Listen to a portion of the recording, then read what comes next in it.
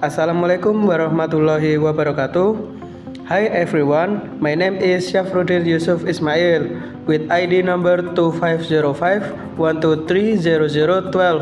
and today I am going to share my analysis of two journal articles, one with a good abstract and another with a not so good one. The goal of this task is to understand what makes an abstract clear, complete, and effective, and what makes it confusing or less informative. So let's get started. The first article I chose is titled Socioeconomic Status and Choice of Primary Management of Stress Urinary Incontinence, a retrospective thorough study. It was published in 2025 in the Journal of Obstetrics and Gynecology, Canada. Right from the start, this abstract is clear and well structured.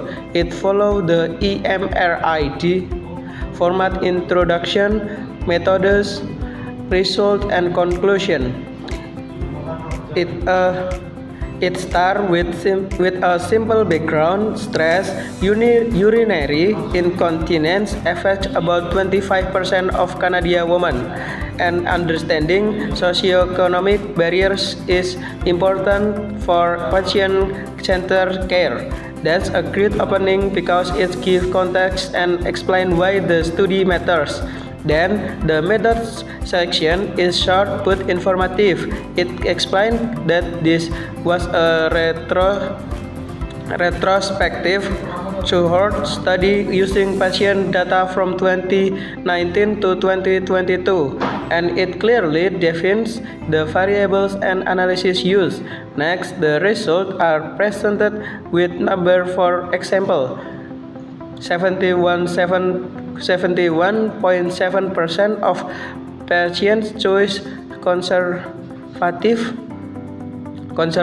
intervention, and there was no significant difference between high and low income neighborhoods. That's a really good detail because it helps readers understand what the research actually found. Finally, the conclusion summarizes the meaning of the result that favor patients from low income area come to conclusion, suggesting barriers to access and call for advocacy for more equitable health care. Overall, this abstract is short but complete. It gives the background, methods, key result, and implication. It all in around 200 words. Its objective easy to follow and immediately tells what the study is about and why it matters. Now, the second article is quite different. It's titled Invariance Under Stuttering in a Temporal Logic of Action, published in Theoretical Computer Science back in 2006. This abstract is very technical and pretty hard to understand if you are not an expert in logic or computer science. Instead of clearly saying that problem it studies or what methods we are used, it jumps straight into complex concepts like Lamport's simple temporal logic of action, and here the various games. It mentions Stafford invariant properties, but doesn't explain what that means in simple words.